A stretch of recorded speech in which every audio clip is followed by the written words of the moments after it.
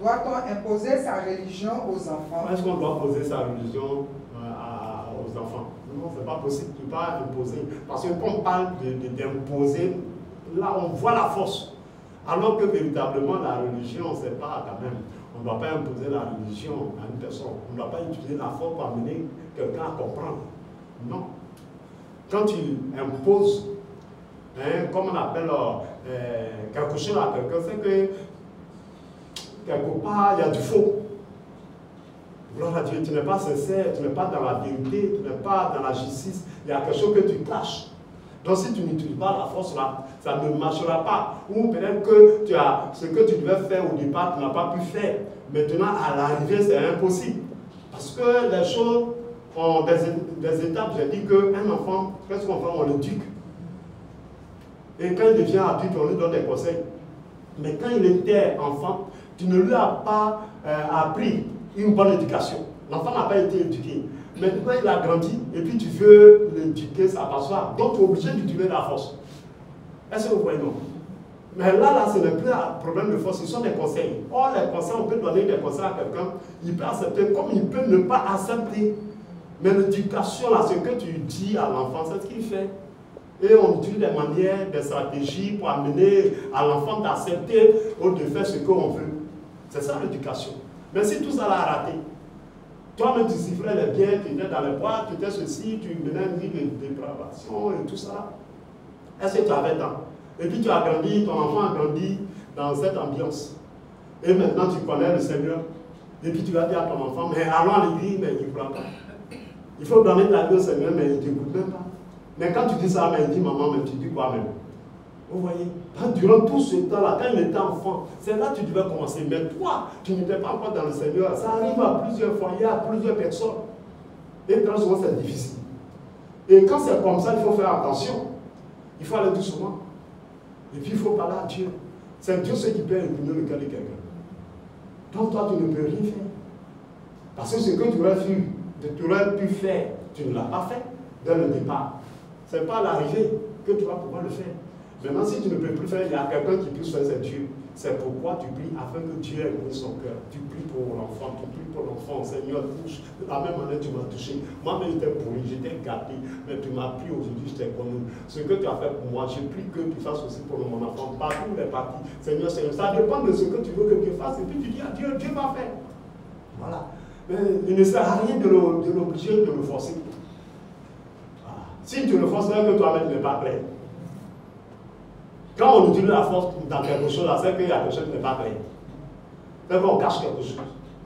En réalité, on ne devait pas cacher. Mais si on finit par la force, c'est qu'on n'aurait pas dû finir par là, mais il y a eu des ratés. Mais il faut avoir la sagesse, il faut être un pour se mettre en cause. Voilà. Et puis essayer de réparer avec le Seigneur. Le Seigneur est là pour ça. Oui? Un enfant qui désobéit à ses parents en suivant une autre religion, n'est-il en porte-faux avec la parole de Dieu qui demande d'honorer ses parents? Oui, mais écoutez, non, pas du tout. Un enfant peut te respecter et puis ne pas suivre ta religion.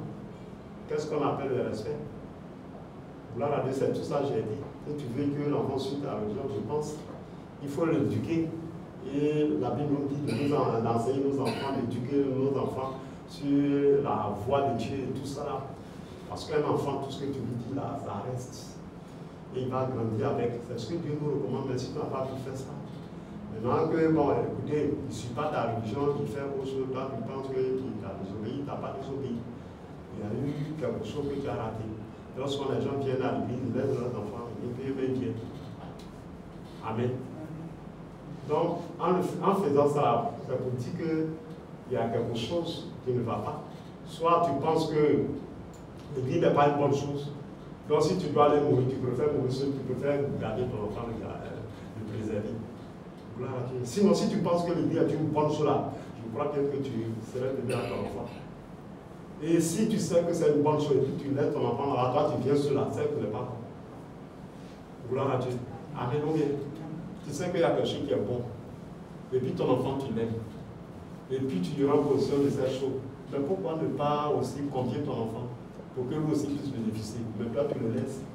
Et puis toi, si tu viens manger, c'est comme vous tous, vous avez faim. Nous tous, on a faim de la parole de Dieu. Et puis tu sais que la nourriture se trouve chez le voisin. Mais pour aller chez le voisin, tu lui dis, attends-moi ici. Et puis toi, tu dois manger, tu finis de manger, tu es rassasié. Quand tu arrives à la porte, tu te soudes la bouche. Et puis tu rentres. Et puis ton enfant veut, maman, j'ai faim. Gloire à Dieu. Et puis il dit, mais on va faire, qu'est-ce que tu lui dis? Bon, je viens voir ce qu'on va faire. Quand tu ne peux rien voir, sinon tu ne serais pas parti chez le voisin. Mais pourquoi ne pas partir à ton enfant? Et puis le peu qu'on va vous donner, vous allez partager. Et puis tu le laisses. Donc, peut-être que tu n'es pas ton enfant. Si tu l'aimais là, puis l'accompagner, ton enfant serait parti avec toi. Et chaque fois, tu serais accompagné par ton enfant. Pourquoi il puisse aussi bénéficier? C'est cette grâce, c'est cette parole que tu reçois qui fait que tu vis, qui fait qu'aujourd'hui tout va bien chez toi. Mais pourquoi tu ne veux pas faire bénéficier ton enfant? Et tu le laisses. Et tu l'as laissé. Quand tu laisses là, quelqu'un prend. Gloire à Dieu. Ce que tu ne lui dis pas, ce que tu ne veux pas qu'il sache là, il y a quelqu'un qui va lui dire le contraire. Adam a laissé Ève. Le serpent est venu parler à Ève. Si les deux étaient toujours ensemble là, le serpent allait passer par vous. Puisque Adam, c'est lui qui avait reçu la révélation. C'est à lui que Dieu a parlé. Est-ce que devant Adam, le serpent avait pouvoir pour parler à sa femme? Mais comme il n'était pas là, gloire à Dieu, le diable va profiter. Gloire à Dieu. Donc si tu sais que quelque chose est bon, je pense qu'il faut partager avec ton enfant, même si c'est un enfant, il faut partager avec lui. Il a sa part, il faut la lui donner. Il va grandir avec. Vous voyez, on prie avec les enfants, on fait tout avec on vient de prier avec les enfants. Avant de manger, on dit il faut prier, il faut faire ceci. Ça va rester, ça va devenir une habitude à l'enfant. Et il va grandir avec. Est-ce que là, on va tirer la force? Tu vas le tirer par son habit. Ou tu vas fermer la porte. Si tu ne viens pas, tu ne vas pas rentrer ici quand tu fermes la porte. Tu vas fermer la porte, tu vas laisser le briquet, quelqu'un l'a pris. Sa situation va s'aggraver. Ce n'est pas en utilisant la force ou lui imposer qu'il va faire de telle sorte qu'il va être aussi. Ce n'est pas possible. Donc, il va de la responsabilité des parents, pas forcément, parce qu'il y a des enfants qui se malgré tout ce que tu vas faire.